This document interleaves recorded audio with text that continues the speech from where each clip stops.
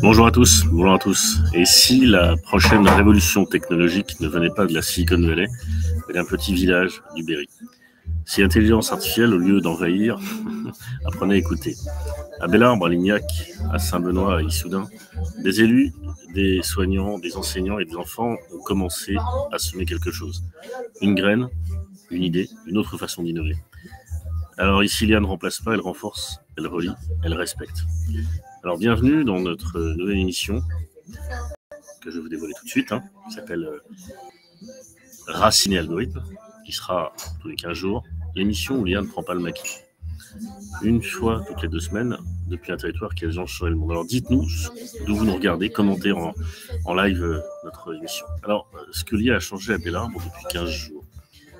Bellarbre, c'est moins de 1000 habitants, c'est une mairie, un café, des silences profonds. Et pourtant, le 5 avril ici, un basculement s'est produit. Phobia, ce premier forum de l'intelligence artificielle en Berry, pour son édition de 2025, c'est une idée, une folie peut-être. Et si l'intelligence artificielle pouvait pousser ici? Alors, pas dans une tour à Paris, pas dans un labo à San Francisco, mais dans un village, dans une salle communale, dans une tête qu'on n'attendait pas. Bienvenue dans Racine et Algorithme, l'émission TV de Phobia, une émission où l'IA va s'enraciner, va s'humaniser et va se propager. Alors, vous l'avez dit, lors du Phobia 2005, on va lancer une émission de télé tous les 15 jours, là où l'IA pousse où on ne l'attendait pas. Alors, c'est important parce qu'aujourd'hui, on est à Bellarbre. Il y a 15 jours, ici a germé une graine folle, celle d'un futur qui est technologiquement enraciné. Ça, c'est important. Alors, c'était pas une idée, c'était pas un souffle, il faut dire, mais c'était un commencement. Alors, ce soir, on va pas vous expliquer l'IA, c'est pas le but de l'émission, on va la ressentir. Ce soir, vous allez comprendre ce que veut dire phobier un territoire, qui vient de phobie. Alors, le 5 avril 2025, on a vécu un choc assez doux, le premier Phobia, le forum rural de l'IA. C'est une salle communale qui était pleine, c'est le verre qui était levé.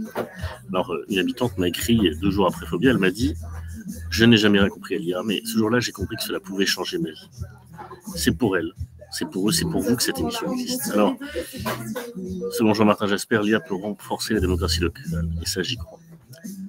Pour David Guigné, elle reflètera notre morale.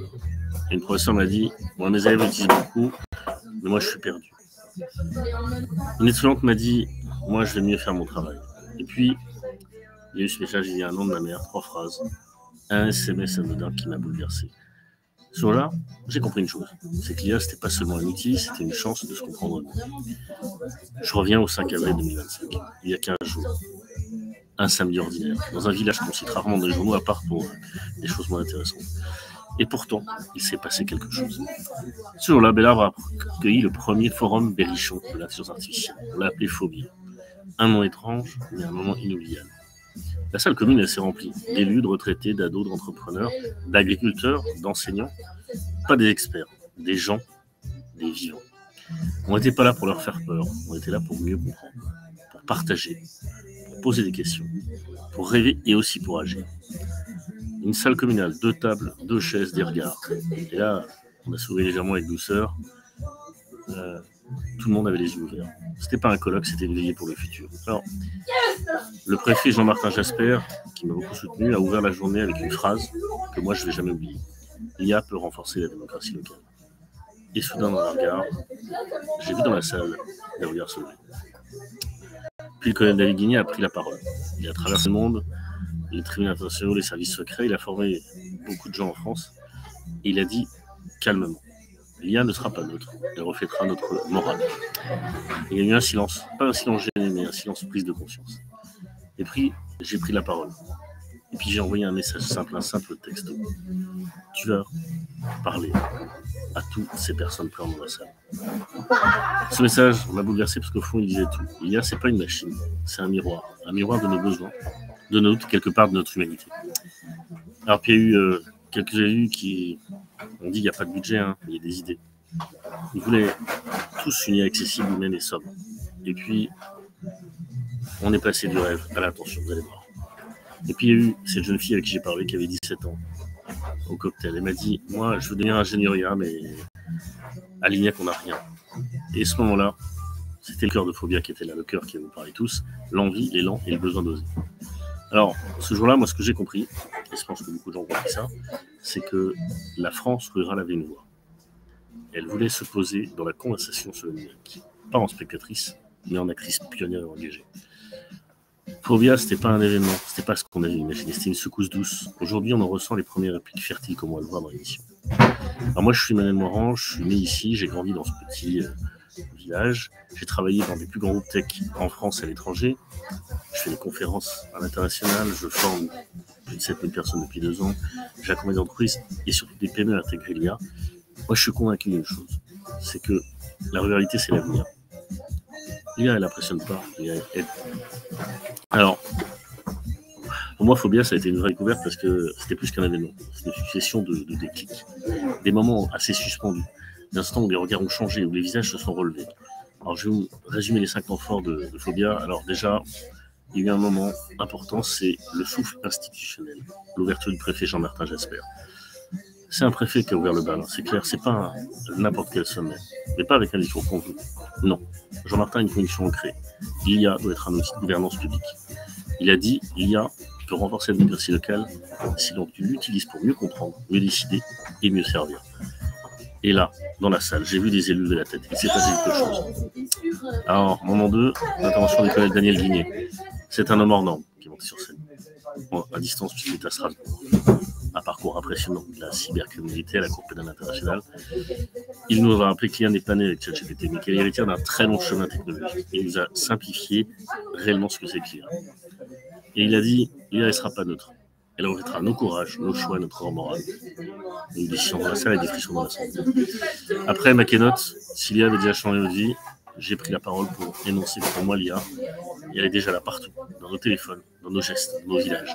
Et j'ai lancé ce défi. Et si on apprenait à s'en servir pour notre santé, notre sécurité, notre autonomie? À ce moment-là, le public a compris. Alors, après, effectivement, on a eu Pierre-Alain Raffan qui, en tant qu'ancien député spécialiste de l'IA, a parlé de géopolitique de l'IA, qu'il y avait une vraie bataille d'IA en ce moment, et qu'il fallait que la France y prenne part. Et ça, je trouve ça très important de faire intervenir. Après, on a eu l'intervention d'un génie de la tech, Yannick Quillon, qui, encore une Simoni, développe des IA pour les grands groupes français. Et donc, a été capacité de montrer que c'était aussi pour les PME, c'était simple à mettre en place. Après, on a eu effectivement une table ronde sur l'IA des territoires avec des habitants de Béarn, un ancien directeur de la Poste, une ancienne pharmacienne, avec qui on a échangé sur ce que l'IA changeait tous les jours. On fait de la mécanique, faire la cuisine, répondre à des courriers administratifs ou même finalement être en capacité de régler des problèmes de santé. Donc vraiment, cette IA qui est vraiment utile et cette table ronde était patiente pour ça. Après, on a effectivement été en capacité de parler dans une deuxième table ronde d'IA et entreprises.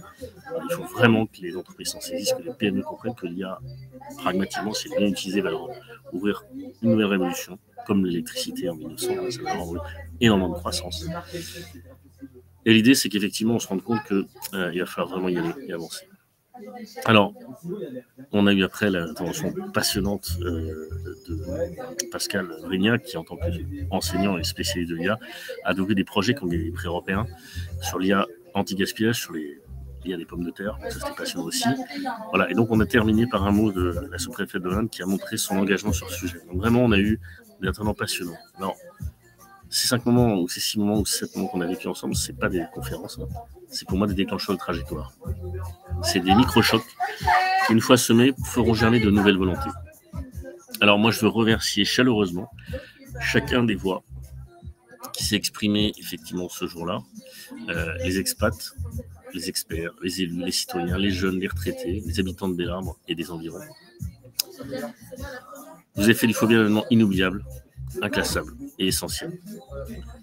Alors, ce que vous avez vécu, ce que vous avez construit, c'est le sol de la suite. Et maintenant, on va voir comment c'est déjà transformé.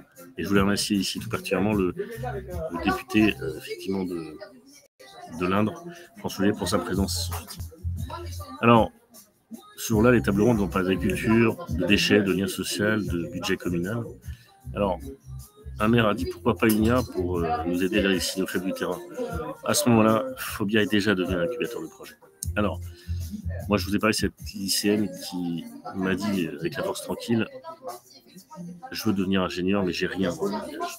À ce moment-là, c'était le nerf de Phobia, le nerf du combat à l'avenir, l'accès, l'équité, la transmission. Voilà, ça c'est vraiment important. Alors,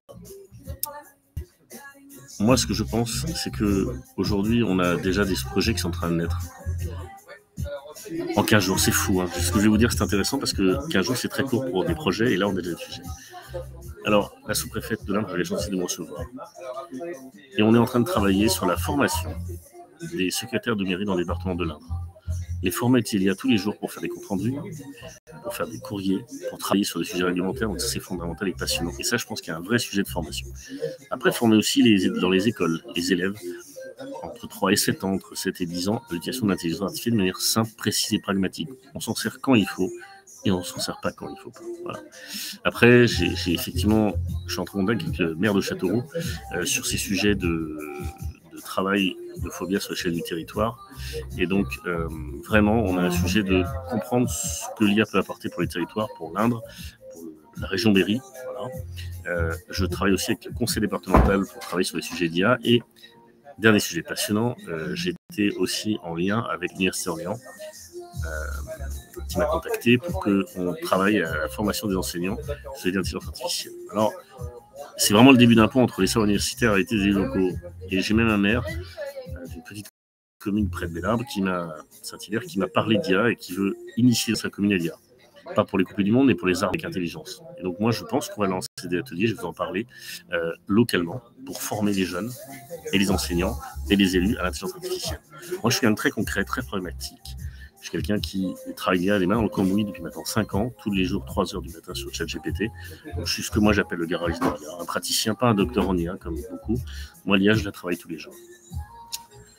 Et alors, effectivement, je vous ai parlé pendant ma conférence de cette aide-soignante à la Châtre qui faisait des milliers de kilomètres tous les jours, tous les mois et tous les ans, et qui, grâce à l'IA, changeait ses trajets pour passer plus de temps avec ses patients. Ben, ça, c'est important parce que ça résume tout. L'IA peut vous aider. Alors, et c'est pas fini. Voici en rafale ce que j'ai reçu depuis comme demande et comme possibilité qu'il faut travailler ensemble parce que cette émission, qui aura lieu tous les 15 jours, a pour but d'échanger et qu'on puisse travailler ensemble. Des élus qui veulent créer des cafés dans leur commune, ça c'est intéressant. Des enseignements qui demandent des formations express. Des jeunes qui disent moi aussi je veux phobier ma commune. Voilà, donc on commence à phobier les communes, c'est intéressant. Des soignants, des bibliothécaires, des commerçants qui posent la même question. Et moi, quand est-ce que je m'y mets ? Un événement, c'est bien, mais un événement qui se transforme, c'est mieux. Alors, l'idée, c'est une IA pour les CM2 pour créer leur première pompe. On appelle ça l'IA bricoleur. C'est une IA pour les rappels de santé automatiques. Et effectivement, moi, je pense qu'il y a un vrai sujet à travailler. Alors, 15 jours, c'est rien. Je suis d'accord avec vous. Et pourtant, ces lignes ont déjà bougé. On n'est plus dans la découverte. On est déjà dans un sujet qu'on appelle la réappropriation. L'intelligence artificielle, c'est ce que je dis, devient un bien d'intérêt commun local. Et cette phrase, je voudrais qu'on s'en souvienne. Alors, aujourd'hui, je vous lance un défi simple. Comment créer une IA qui aide un maire à communiquer avec ses habitants sans une appli compliquée ? Donc ça, c'est important. Présentez-moi vos idées, présentez-les-moi, qu'on les travaille ensemble. Vous avez mes coordonnées sur les réseaux sociaux. Allez-y, travaillez avec moi. Alors maintenant, on agit. Voilà comment vous pouvez participer. Il y a un QR code en haut de cet écran, le manifeste de Bellarbe, qui a été signé par les conférenciers, les intervenants et les soutiens de Phobia au début. Vous pouvez le signer en direct et devenir co-signataire du manifeste Phobia. Vous allez lire le manifeste de Bellarbe.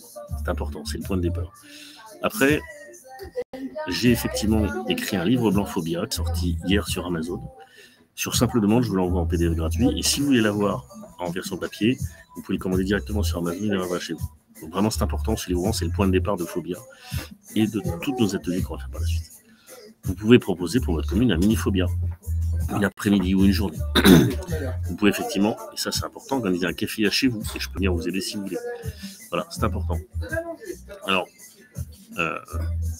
moi j'écoute beaucoup les voix du territoire. Pour moi c'est un sujet important parce que l'IA c'est aussi l'IA des zones rurales, l'IA des zones oubliées, l'IA des territoires. Moi j'ai un jeune de 16 ans qui m'a envoyé un SMS, est-ce qu'on peut créer une IA qui comprend quand un ado va mal ? Oui, c'est possible, et ça moi je l'ai déjà fait, ce qu'on appelle l'intelligence artificielle émotionnelle. J'ai fait un TEDx à Châteauroux il y a moins d'1 an pour expliquer ce qu'était l'émotionnel. Alors, on a vraiment semé. Maintenant je pense qu'il faut commencer à cultiver. Cultiver ça veut dire déclencher des vocations, déclencher des idées, déclencher une envie d'agir. Alors il est temps de récolter ensemble ce qu'on a commencé à planter il y a 2 semaines. Alors le mouvement Phobia, c'est une alliance d'IA rurale, vous l'avez bien compris, c'est une alliance des communes, des citoyens et des territoires. C'est une communauté qui est ouverte, qui est résiliente et qui est engagée. Alors, c'est comme une haie bocagère, elle est multiple, elle est souple, elle est fertile, mais elle protège et elle relie. Alors, Phobia, c'est une boîte à outils pour les élus, vous l'avez bien vu, c'est les cafés IA dans les villages.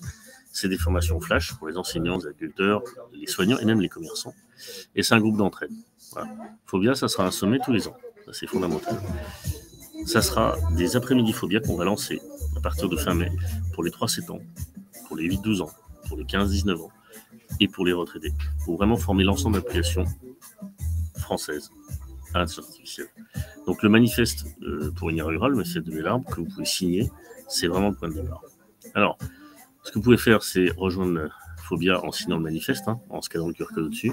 Proposer votre village pour le prochain mini-Phobia, ça c'est à vous de me contacter. Télécharger le livre blanc, sur simple demande, ou l'acheter sur Amazon, voilà. Et évidemment, si vous mettez en version papier, mettez-les sur les bureaux de vos maires, de vos conseillers généraux, de vos présidents de région, de vos députés, de vos sénateurs et même de vos ministres, si vous voulez. Voilà. Alors, ce qu'on prépare ensemble, c'est concret.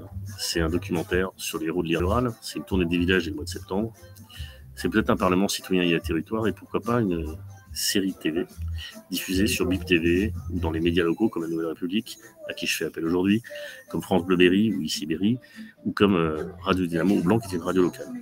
Alors, moi je vous lance un défi. Donnez-moi une problématique locale et je vous montre comment l'IA peut y répondre. Exactement. Juste un petit exemple pour que vous compreniez. Une commune qui est sans budget, elle peut automatiser sa lettre d'info hebdo avec une IA simple, locale et gratuite. Donc, les villages ont toujours inventé les faux, la meule, la lampe tempête. Aujourd'hui, ils peuvent inventer une nouvelle manière de penser l'intelligence. Merci d'avoir été là. Rejoignez le mouvement. Et souvenez-vous, le futur, c'est pas un endroit, c'est une façon d'aimer ce qui nous entoure. Alors, dans 10 ans, on dira peut-être que tout a commencé ici, à Bélarbre, un 5 avril. On dira que des hommes et des femmes ont décidé de reprendre la main et qu'ils ont transformé leur silence en une puissance. Et c'était ça notre mission, semer ensemble, sans bruit. Merci d'avoir été là, merci d'avoir phobié ce territoire avec nous. On va phobier les territoires, ça c'est important. On se retrouve dans 15 jours pour une nouvelle pousse, peut-être dans une autre commune. Alors, Phobia, pour moi, c'était pas seulement un événement, c'était un commencement. Rejoignez Phobia, rejoignez l'Alliance rurale de l'IA.